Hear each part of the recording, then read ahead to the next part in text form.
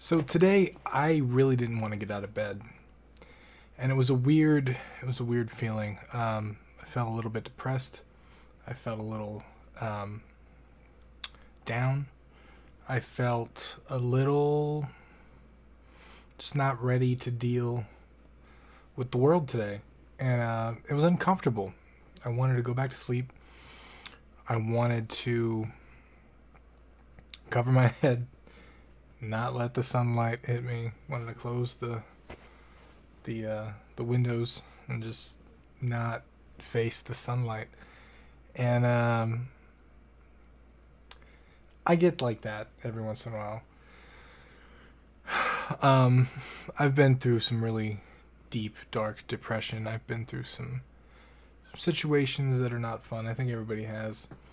But one of the things that I've realized in life is that it is filled with uncomfortable moments. And there are lots of them everywhere. And this morning, one of those popped up for me. And I don't know why. I don't know what caused it. There's a lot going on in my life. It could be any number of things. But it was there when I woke up. And I used to suppress this stuff.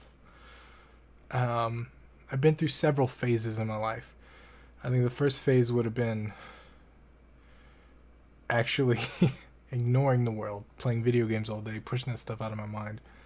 I think the second phase would have been working past it, beating myself up. You shouldn't feel this way. You should get to work. What are you doing? I think now uh, I try and read into them. I try and sit there, lay there, sit up, do whatever, and think about why I feel this way. Why am I uncomfortable? What is bothering me? What emotion am I feeling right now? And this sounds a little woo woo. It sounds a little, crazy, getting on the borderline of meditation and stuff. But I think this is really important. It's really important in my life personally because I tend to get uncomfortable moments when something is not right in my life. There's something I'm suppressing. There's something that's there that I don't feel should be there. There's something that is irking me enough to keep me in bed that morning. And embracing these uncomfortable moments, I think, is really important because in my family growing up, everyone buried these uncomfortable emotions. In fact, if I'm perfectly honest, what I learned growing up as a kid was to bury these emotions with food.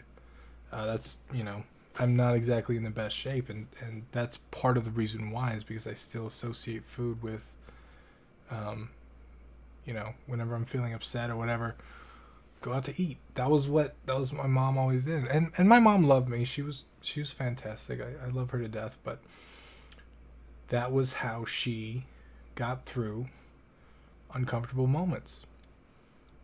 And a lot of people have their vices. I know my brother, he turned to drugs for a while to cover those uncomfortable moments. My sister, she turned to workaholism. She just works 80 hours a week sometimes to cover those uncomfortable moments.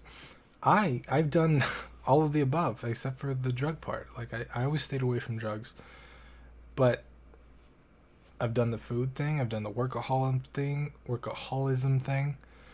Um, I've done a lot of stuff to stay away from those uncomfortable moments because it's scary to dive into your head and deal with what's there. But sometimes you have to, or that stuff never goes away. And for me, feeling this was interesting because I haven't felt that way in a long time. Um, I think I'm generally happy as a person. I think I'm generally satisfied. I feel like I'm contributing to the world, which, by the way, the YouTube channel and GDU and all that has helped tremendously with my life because I really feel like I'm helping you guys and making a difference, which is always interesting. That kind of helps me maintain my positive outlook in a way, because I'm a really positive person most of the time. So when I get in moods like this, or when I wake up in an uncomfortable moment, I know it's something that I have to really read into and figure out why it's there. Because I think a lot of people, a lot of our society, a lot of the world, we're taught to bury those moments. I was taught to bury those moments. My whole family was taught to bury those moments. But when you bury them, they're going to resurface at a different time. And you're going to have to bury them again. And they're going to come back up, and you're going to have to bury them again. And that's how addiction starts. That's how I can see all these people, drug addictions, alcohol addictions, even people that go from relationship to relationship. Like, there's so many different ways to cover these things up. But when you deal with them, when you really go to the heart of the emotion, when you really look inside and ask yourself, what am I feeling and why am I feeling this way? It can help you tremendously. And I bring this up because any creative person and any self-motivated person needs to understand this, because in a creative world, whether you're starting a startup, you're building a piece of software, you're making a video game, generally you set your own hours. You figure out when to work on the project. It's up to you to get to work. And if you feel like that is going to be a major distraction. It's going to stop you from doing what you were meant to do, your project you need to get out to the world. And it's also going to really hinder your life progress. Not only can it send you down the addiction path in so many different ways, but it can derail any progress that you make in the right direction, because you're not actually getting anywhere. You're just pretending that everything's okay. And this stuff is never easy to share on camera. Maybe I don't show that this is hard to share, but it is hard to share. I don't want to share this stuff with you guys. I want to keep my personal life private, but I feel like sharing this is important because this kind of feeling, this not wanting to get out of bed, has similarities with my depression early on. It has similarities with burnout that I've experienced. It has a lot to do with lack of motivation, lack of discipline, lack of just getting things done creatively. And it's a common factor in all those things. And I feel like, I don't know if other people feel this way, but I would assume that they do. Because my brother and I have this thing where we say the more personal, the more universal. It's something we've always told each other. And one of the things that we've noticed is that whenever something is super personal for us, like we feel like nobody would understand, like it's personal to our lives, those are the things that are universal to all humans. And we've tested this probably 100 times. It's been crazy how many times this has come true. So that's one of the reasons why I talk about this kind of stuff, even though I'm not sure that it's a universal feeling. I feel like based on that law that we came up with, which is not really a law, it's just a thing, I think other people feel that way too. And I want you guys to face this stuff head on. If you are facing these moments where you feel uncomfortable, where you feel like you're not ready to face something, if you're headed in that direction, you're building something, and then you feel this resistance, right? Like Stephen Pressfield in the War of Art would call this resistance in a way. It's resistance to the creativity. It's this resistance that's stopping you from getting where you need to go. It's stopping you from being productive. It's stopping you from improving as a human being.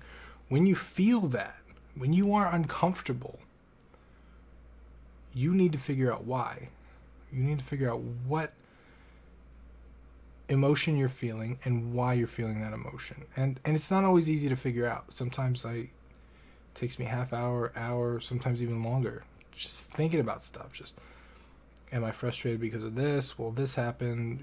I go through in my head all these different things that I could be feeling and why. And I realized that, like, after I sit silently for a period of time and I really go through this stuff and I really try and understand what I'm feeling and why, I can usually pinpoint the source of the emotion. And then I can choose, hey, either I should be upset about this thing and this thing is causing me stress in life. I can remove that thing. Or I can work on myself to change myself to where that thing doesn't affect me.